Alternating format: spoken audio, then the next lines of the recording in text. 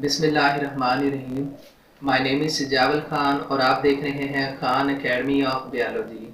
Dear students, आज हमने biology part 2 chapter 15 से एक टॉपिक को डिस्कस करना है और इस टॉपिक का नाम है एक्सक्रीशन इन एनिमल्स। सबसे पहले एक्सक्रीशन को डिफाइन करेंगे। It is a removal of waste from the body. Body से वेस्ट को बाहर निकालना, बॉडी से नाइट्रोजनस वेस्ट या मेटाबॉलिक वेस्ट को बाहर निकालना, ये एक्सक्रीशन कहलाएगा। ऑर्गेनिज्म अमूमन दो तरह के इन्वायरमेंट को फेस करते हैं। इनमें फर्स्ट इन्वायरमेंट हाइपोटोनिक इन्वायरमेंट है और उसके बाद सेकंड इन्वायरमेंट हाइपरटोनिक इन्वायरमेंट है। जो फर्स्ट इन्वायरमेंट है हमारे पास हाइपोटोनिक इन्वायरमेंट, इसके अंदर चूंकि वाटर की कंसंट्रेशन काफ़ी ज़्यादा होती है तो यहाँ पर रहने वाले जानदार वाटर को as a excretory product body से बाहर रिलीज करवाएंगे। हाइपरटोनिक इन्वायरमेंट के अंदर साल्ट की कंसंट्रेशन ज़्यादा होती है तो यहाँ पर जानदार सरवाइव करने के लिए एक्सेसिव सॉल्ट को अपनी बॉडी से बाहर रिलीज कर देंगे और ये साल्ट और वाटर का बॉडी से बाहर निकलना एक्सक्रीशन कहलाता है। उसके बाद अगर डीएमिनेशन की बात करें तो डीएमिनेशन या डीअमाइनेशन जिसे कहते हैं, अमाइनो एसिड से अमाइनो ग्रुप का रिलीज होना, ये डीएमिनेशन या डीअमाइनेशन कहलाता है। अब ये अमाइनो ग्रुप फौरन से बॉडी फ्लूइड के अंदर डिसॉल्व हो जाता है ताकि यहाँ पर टॉक्सिसिटी राइज ना करे और डिसॉल्व होने के बाद बॉडी से बाहर एक्सक्रीट आउट हो जाता है। अगर तो ये बॉडी के अंदर रहता है और टॉक्सिक राइज कर देता है तो फिर बॉडी को कुछ प्रॉब्लम्स का सामना करना पड़ता है। इनमें सबसे पहले बॉडी कोमा के अंदर जा सकती है, उसके बाद कन्वल्जन्स आ सकते हैं, उसके बाद डेथ भी हो सकती है। तो इसलिए इस टॉक्सिसिटी इफेक्ट से बचने के लिए इस अमाइन ग्रुप को बॉडी से बाहर एक्सपेल आउट करना ज़रूरी होता है। उसके बाद अगर एक्सेसिव वेस्ट की बात करें, ये अमाइन ग्रुप कुछ वेस्ट बनाता है ताकि इन्हें बॉडी से बाहर निकाला जा सके। तो जो ज़्यादा मिकदार के अंदर वेस्ट पैदा होते हैं इनमें अमोनिया, यूरिया और यूरिक एसिड शामिल है। उसके बाद अगर लोअर क्वांटिटी की बात करें तो क्रिटाइन, क्रिटिनाइन और ट्राइमिथाइल अमाइन ऑक्साइड जिसे TMO कहते हैं, ये अमाइन ग्रुप इस तरह के वेस्ट बनाएगा ताकि इन्हें बॉडी से बाहर रिलीज करवाया जा सके। अगर स्मॉल क्वांटिटी की बात करें तो इनमें अमाइनो एसिड, प्यूरीन्स, पेरिमिडीन्स ये वेस्ट बनेंगे। इनमें से प्यूरीन और पेरिमिडीन की मेटाबॉलिज्म होती है और इस मेटाबॉलिज्म के नतीजे में हाइपोजेंथीन, जेंथीन, एलेंटोइन, अमोनिया, यूरिया और यूरिक एसिड को एज अ वेस्ट प्रोडक्ट बनाया जाता है ताकि इन्हें बॉडी से बाहर एक्सपेल आउट या एक्सक्रीट आउट किया जा सके। अगर हम प्रोटीन और न्यूक्लिक एसिड की बात करें जो ऑर्गेनिज्म की बॉडी के अंदर पाई जाती है, इनकी कैटाबोलिज्म के नतीजे में प्रोटीन की कैटाबोलिज्म होगी तो अमाइनो एसिड बनेगा।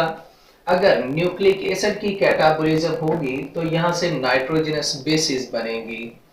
इन दोनों से अमाइनो ग्रुप का निकलना डीएमिनेशन कहलाता है। अब डीएमिनेशन के नतीजे में जो अमाइन ग्रुप निकलता है ये मुख्तलिफ नाइट्रोजनस वेस्ट बनाता है ताकि इन वेस्ट को बॉडी से बाहर एक्सपेल आउट या एक्सक्रीट आउट किया जा सके। ये कौन कौन से वेस्ट हैं? इनमें सबसे पहले अमोनिया, उसके बाद यूरिया, यूरिया के बाद यूरिक एसिड। यहाँ पर आपसे इनके फार्मूलाज भी पूछे जा सकते हैं, जैसे कि हमारे सामने अमोनिया का फार्मूला NH3, उसके बाद यूरिया का formula carbon double bond oxygen के साथ बनाएगा और दो अमाइन ग्रुप इसके साथ अटैच होंगे। अगर हम यूरिक एसिड की बात करें तो ये हमारे पास डबल रिंग्ड फार्मूला है। तो डियर स्टूडेंट्स, ये हमारे पास यूरिक एसिड का फार्मूला है।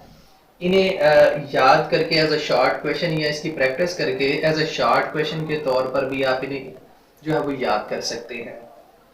उसके बाद अगर अमोनिया की बात करें तो अमोनिया एक्वेटिक ऑर्गेनिज्म अमूमन फिशेज रिलीज करती हैं। उसके बाद अगर यूरिया की बात करें तो इस अर्थ के ऊपर, लैंड के ऊपर, सॉइल की सरफेस के ऊपर रहने वाले जानदार इसे as a excretory product release करते हैं, जैसे कि मैमल्स और एम्फीबियंस।